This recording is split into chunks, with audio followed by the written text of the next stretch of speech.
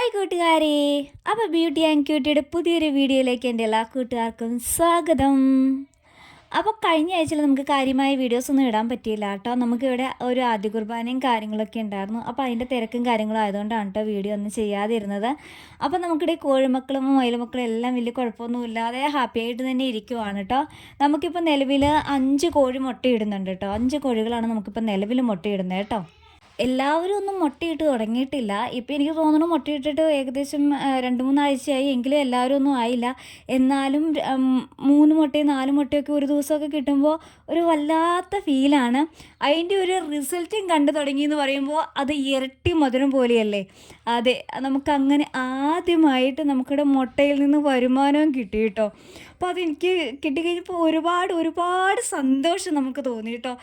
അറിയില്ല അതെങ്ങനെയാണ് എക്സ്പ്രസ് ചെയ്യേണ്ടതെന്ന്, അത്രയ്ക്ക് സന്തോഷമാണ്. അപ്പോൾ എത്ര രൂപ കിട്ടിയതെന്ന് കണ്ടാലോ? ടങ് ടടങ്. ഇത് കണ്ടോ, നമുക്ക് ആദ്യമായിട്ട് കിട്ടിയേക്കുന്നതാണ് കേട്ടോ. നമുക്കിവിടെ കൈനീട്ടാണ് ഇതാ ഈ 500 രൂപ എന്ന് പറയുന്നത്. അപ്പോൾ നമുക്കിവിടെ കയ്യിൽ നിന്ന് ഇത് കംപ്ലീറ്റ് ആയിട്ട് എടുത്തു പോയിട്ടില്ല കേട്ടോ.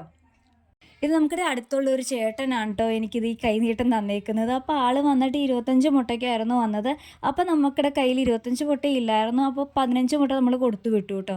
അപ്പോൾ അത് കഴിഞ്ഞിട്ട് ചേട്ടൻ പറഞ്ഞു, ആദ്യത്തെ അല്ലേ നീ ഇത് വെച്ചോ, ഇതിനുള്ള മുട്ട നീ എനിക്ക് തന്നാൽ മതി എന്നും പറഞ്ഞിട്ട് കൈനീട്ടായിട്ട് തന്നിട്ട് പോയതാട്ടോ. അപ്പോൾ എന്തായാലും ഒരുപാട് സന്തോഷം തോന്നി കേട്ടോ. കാരണം നമ്മുടെ ഈ കോഴിമക്കൾ കാരണമാണ് നമുക്കിങ്ങനെ ഒരു ചെറിയതാണെങ്കിലും അങ്ങനെ ഒരു വരുമാനം കിട്ടുമ്പോൾ ഒരു പ്രത്യേക ഫീലാണ്. അത് അനുഭവിച്ചവർക്ക് മാത്രമേ അത് നമുക്ക് എന്താ പറയുക അറിയാൻ പറ്റത്തുള്ളൂ. നമ്മൾ പറഞ്ഞറിയിക്കുന്നതിനേക്കാൾ ഇരട്ടി മധുരമാണ്. അപ്പോൾ അതേ നമുക്കിവിടെ കോഴിക്കോടിൽ എന്താണെന്നറിയത്തില്ല, അതേ തീറ്റി ഇത്രയും ബാക്കിയുണ്ട്. ഇപ്പോൾ അതേ പതിവ് പോലെ തന്നെ ഇതുപോലെ ക്ലിയർ ചെയ്ത് നമുക്കൊക്കെ കിട്ടാറുണ്ട്. ഉച്ചയ്ക്ക് മുന്നേ ആയിട്ട് ഇതുപോലെ ക്ലിയർ ചെയ്ത് കിട്ടും കേട്ടോ. ഇന്ന് എന്താണെന്നറിയത്തില്ല, കുറച്ച് മടി പിടിച്ചെന്ന് തോന്നുന്നു. അവരുടെ സൈഡ് ക്ലിയർ ആയിട്ടില്ല കേട്ടോ. ഇത് 2 സെക്ഷനായിട്ടാണ്. പിന്നെ ഞാൻ ഇതുപോലെ ഒരു തുണി ഇട്ട് കൊടുത്തിട്ടുണ്ട്. ഇപ്പം എന്താണോ തുണി കൊത്തിക്കൊണ്ട് പോകുന്നില്ല. നേരത്തെ തുണിയൊക്കെ കൊത്തിക്കൊണ്ട് പോയി അവരുടെ കൂട്ടിലേക്ക് വലിച്ചിടുമായിരുന്നു കേട്ടോ. ഇപ്പോൾ ആ ഒരു തുണി മാത്രം കൊത്തിയിടുന്നില്ല. ഈ സൈഡിലൊക്കെ തുണി മാറിപ്പോയിട്ടുണ്ട് കേട്ടോ. എന്തായാലും മുട്ട ഇപ്പം നിലവിൽ നമുക്ക് പൊട്ടാതെയൊക്കെ കിട്ടുന്നുണ്ട് കേട്ടോ. വലിയ വിഷയമൊന്നും വരുന്നില്ല. നമുക്കൊരു സുഹൃത്ത് കമൻറ്റ് ചെയ്തായിരുന്നു സ്പോഞ്ച് വെച്ചാൽ മതിയെന്ന്. അപ്പോൾ സ്പോഞ്ചിനെ പറ്റിയൊന്നും അന്വേഷിച്ച് പോയില്ല. നിലവിലിപ്പോൾ നമുക്ക് മുട്ട പൊട്ടാതെ കിട്ടുന്നത് കൊണ്ട് സ്പോഞ്ചിനെ പറ്റി നമ്മൾ അന്വേഷിച്ച് പോയിട്ടില്ല കേട്ടോ. പിന്നെ നമുക്ക് പറയാനുള്ളതെന്ന് പറഞ്ഞു കഴിഞ്ഞാൽ നല്ല ചൂടായതുകൊണ്ട് തന്നെ നമുക്ക് കോഴികൾക്ക് അസുഖം വരാനും തൂങ്ങൽ വരാനും ഉള്ള ചാൻസൊക്കെ കൂടുതലാണ്. അപ്പോൾ അവർക്ക് വെള്ളം കിട്ടുന്നുണ്ടോ എന്ന് നമ്മൾ ഉറപ്പ് വരുത്തേണ്ട ഒരു കാര്യമാണ് കേട്ടോ. അപ്പോൾ കോഴി വളർത്തലിലേക്ക് ഇറങ്ങാൻ പോകുന്ന ആരെങ്കിലും ഉണ്ടെങ്കിൽ ഈ കാര്യമൊക്കെ ഒന്ന് ശ്രദ്ധിക്കണം. അതുപോലെ നല്ല വെയിലുള്ള സൈഡിൽ ഒന്നും വെക്കരുത് കേട്ടോ. നമ്മളിവിടെ വെച്ചേക്കുന്നതെന്ന് പറയുന്നത് കൊക്കോ മരമുണ്ട് നമുക്കിവിടെ. ആ കൊക്കോ മരത്തിൻ്റെ തണലിലാണ് കേട്ടോ നമുക്കിവിടെ കോഴിക്കൂട് ഇരിക്കുന്നത്. അത് കാരണം അവർക്ക് ഒരു പരിധി വരെ നമുക്കത് ചൂടിനെ ശമിപ്പിക്കാനായിട്ട് പറ്റും കേട്ടോ. കാരണം നല്ല ചൂടാണ് ഇപ്പോൾ ഉള്ളത്. അതുകൊണ്ട് തന്നെ നമുക്കിവിടെ കോഴിക്ക് അസുഖം വരാനുള്ള പോസിബിലിറ്റിയും കൂടുതലാണ്. അപ്പോൾ നിങ്ങൾ ഈ കാര്യങ്ങളൊന്ന് ശ്രദ്ധിക്കുക. തണലുള്ള സൈഡ് നോക്കിയിട്ട് വേണം കേട്ടോ നമ്മൾ കോഴിക്കൂടൊക്കെ വെക്കാനായിട്ട്. കണ്ടോ, കൊക്കോ ഉള്ളത് കൊണ്ട് ഇവിടെ ചെറിയ രീതിയിൽ നമുക്ക് തണവൊക്കെ കിട്ടുന്നുണ്ട്. അപ്പോൾ അത് നോക്കിയിട്ടാണ് നമ്മൾ കൂട് വെച്ചേക്കുന്നത്. പിന്നെ നമ്മൾ ശ്രദ്ധിക്കേണ്ട വേറൊരു കാര്യമാണ് കോഴിക്ക് എപ്പോഴും വെള്ളം കിട്ടുന്നുണ്ടോ എന്ന കാര്യവും ശ്രദ്ധിക്കണം. അവർക്ക് എപ്പോഴും വെള്ളം വേണം. വെള്ളം കുറഞ്ഞു കഴിഞ്ഞ് കഴിഞ്ഞാൽ അവർക്ക് പല അസുഖങ്ങൾ വരാനുള്ള ഒരു പോസിബിലിറ്റിയും കാര്യങ്ങളും ഉണ്ട്.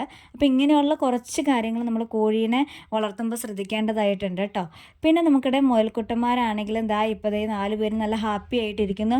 ഇപ്പം ഞാൻ ഈ 4 കുട്ടന്മാരെയും നമുക്കിടെ അച്ഛൻ്റെ കൂടെയാണ് കേട്ടോ ഇട്ടേക്കുന്നത്. അമ്മേനെ ഒറ്റയ്ക്ക് ആക്കിയേക്കുവാണ്. കാരണം അമ്മ പ്രഗ്നൻ്റ് ആണോ അല്ലയോ എന്ന് നമുക്ക് തിരിച്ചറിയാനായിട്ട് വേറെ മാർഗ്ഗമൊന്നും നമുക്ക് നിലവിൽ മുയലിൻ്റെ കാര്യത്തിൽ ഞാൻ ഇതുവരെ കണ്ടുപിടിച്ചിട്ടില്ല. അപ്പോൾ അത് കാരണം ഇനി അഥവാ പ്രഗ്നൻ്റ് ആണെങ്കിലോ ഈ മുയലുകൾ കുഞ്ഞുങ്ങൾ ഇപ്പോഴും ഞാൻ നോക്കുമ്പോൾ നൈറ്റിൽ ഞാൻ കണ്ടായിരുന്നു പാല് കുടിക്കുന്നുണ്ട്. ഇവർ ഇത്രയും വലുതായെങ്കിലും പാല് കുടിക്കുന്നുണ്ട്. അപ്പോൾ അത് അമ്മയ്ക്ക് ക്ഷീണം ഉണ്ടാക്കുമല്ലോ. അപ്പോൾ അത് കാരണം ഞാനിപ്പോൾ അമ്മയെ തന്നെയും മുയൽക്കുട്ടന്മാരെയും അച്ഛനെ ഒരു കള്ളിയിൽ എന്ന രീതിയിലാണ് കേട്ടോ നമ്മളിപ്പോൾ മുയലിനെ സെറ്റ് ചെയ്തേക്കുന്നത്. അപ്പോൾ അതുകൊണ്ട് വല്ല വിഷയമുണ്ടോ എന്ന് എനിക്ക് അറിഞ്ഞുകൂടാ. എന്തായാലും നിലവിലിപ്പോൾ അങ്ങനെയാണ്. നമുക്ക് വേറെ സ്ഥലം ഇല്ലാത്തത് കൊണ്ടേ അങ്ങനെയാണ് നമ്മളിപ്പോൾ മുയലിനെ ഇടുന്നത് കേട്ടോ. പകൽ ഞാൻ ഇപ്പോൾ മുയലിന് 2 അച്ഛനും അമ്മേനും ഒരു കൂട്ടിലും മക്കളും ഒരു കൂട്ടിലും എന്ന രീതിയിലാണ് കേട്ടോ സെറ്റ് ചെയ്തേക്കുന്നത്. പകൽ അങ്ങനെ കിടക്കട്ടെ. രാത്രിയിൽ നേരെ ഓപ്പോസിറ്റുമായിട്ടാണ് കേട്ടോ നമ്മളിപ്പോൾ നിലവിൽ കിടത്തിയേക്കുന്നത്. ഇവരാണെങ്കിൽ ഇവരുടെ ഫുഡൊക്കെ ഏകദേശം കുറച്ച് ബാക്കി വെച്ചിട്ടുണ്ട്. മറ്റൊരു ഫുഡൊക്കെ നന്നായിട്ട് ക്ലിയർ ചെയ്തതാ കഴിച്ചിട്ടുണ്ട് കേട്ടോ. അതിൻ്റെ അകത്ത് വലിയ കാര്യമായിട്ടൊന്നുമില്ല കേട്ടോ. എന്തായാലും ഫുഡൊക്കെ കഴിച്ച് ഇവർ നല്ല ഹാപ്പി ആയിട്ട് തന്നെ ഇരിക്കുന്നു. അപ്പോൾ നമുക്കിടെ മുയൽക്കുട്ടന്മാരുടെയും കോഴിമക്കളുടെയും വിശേഷം എന്ന് പറയണത് ഇത്രയേ ഉള്ളൂ കേട്ടോ. അപ്പോൾ ഇതിലേക്കൊക്കെ ഇറങ്ങിത്തിരിക്കുന്നവർ ധൈര്യമായിട്ട് ഇറങ്ങിത്തിരിക്കുക. പിന്നെ നെഗറ്റീവ്സൊക്കെ ഉണ്ടാകും, എന്നാലും നമ്മൾ തളർന്നു പോകാതെ മുന്നോട്ട് പോവുക. ഉറപ്പായിട്ട് നമ്മളൊരു സംഭവത്തിലേക്ക് ഇറങ്ങിത്തിരിക്കുമ്പോൾ നെഗറ്റീവ്സ് ഉണ്ടാകും. എൻ്റെ ഒരു അനുഭവത്തിൽ നിന്ന് ഞാൻ ഇറങ്ങിത്തിരിച്ചിട്ടുള്ള ആദ്യത്തെ സംഭവമൊന്നുമല്ല, ഒരു 6-7 കാര്യങ്ങൾ ഞാൻ ചെയ്തിട്ടുണ്ട്. വീട്ടിലിരുന്ന് വരുമാനം ഏൺ ചെയ്യാൻ വേണ്ടിയിട്ട് യൂട്യൂബ് ചാനൽ തുടങ്ങി. അതുപോലെ കേക്ക് ബേക്കിംഗ് ഉണ്ടായിരുന്നു. അത് കഴിഞ്ഞിട്ട് പിന്നെ മുയൽ, അത് കഴിഞ്ഞ് കോഴി, ഇങ്ങനെ ഓരോരോ സ്റ്റെപ്പായിട്ട് ഓരോരോ പരീക്ഷണങ്ങളാണ്. ഹെയർബോ ബിസിനസ്, ഓരോരോ പരീക്ഷണങ്ങളാണ്. അപ്പോൾ നമുക്കിതിൽ ഏതിലാണ് സക്സസ് ആവാൻ പറ്റുക എന്ന് നമുക്കറിയാൻ പറ്റില്ല. അതുകൊണ്ട് നമ്മളെക്കൊണ്ട് പറ്റുന്ന കാര്യങ്ങളെല്ലാം നമ്മൾ ട്രൈ ചെയ്ത് നോക്കുക. ചെറിയ പരാജയമാണെങ്കിലും അതിനെ ഓവർകം ചെയ്യാനായിട്ട് ശ്രമിക്കുക. ചിലപ്പോൾ നമ്മൾ തകർന്നു പോകും, എങ്കിൽ പോലും നമ്മളൊന്ന് ശ്രമിച്ചു നോക്കുക. എന്നെങ്കിലും ഒരു ദിവസം വിജയം ഉണ്ടാകുമെന്ന് പ്രതീക്ഷിക്കുക.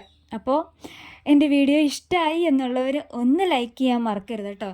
അപ്പോൾ നമുക്കിടെ വീഡിയോ ആദ്യമായിട്ട് കാണുന്ന ഏതെങ്കിലും കൂട്ടുകാരുണ്ടെങ്കിൽ ഒന്ന് സബ്സ്ക്രൈബ് കൂടി ചെയ്ത് സപ്പോർട്ട് ചെയ്യണേ.